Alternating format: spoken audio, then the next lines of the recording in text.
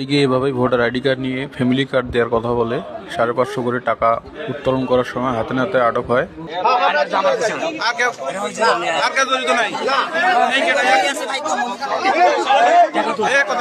তোরা দুইজনে এটা দায়িত্ব, তোরা দুইজনে এটা করছেন, মানে তোরা দুইজনে এটা করছেন, আর কেউ আসেন না? তার দলের নামে যে কাগজ পাতিলে ভুয়া ভুয়া তৈরি করছেন, তোরা এত প্রতারক রে।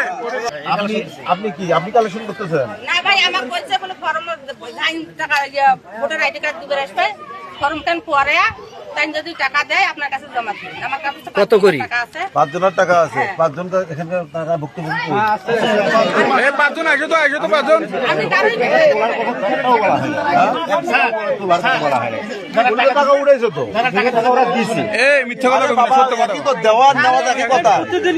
এই, না চাইলে কেউ টাকা দেয়? হ্যাঁ সেটাই তুই দলের কেনা সেটা কর।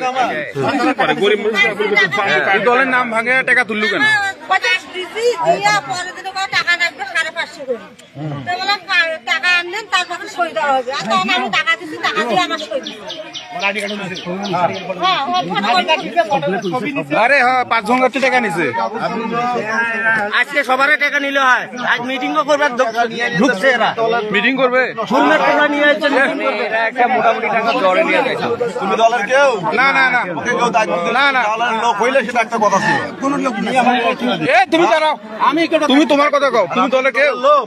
আমি দলের এ ওই তো এ ওয়ার্ডের লোক নয়, তুই এ ওয়ার্ডের দাগ নিলু কেন? এই তুই সুলমিকের কে রে?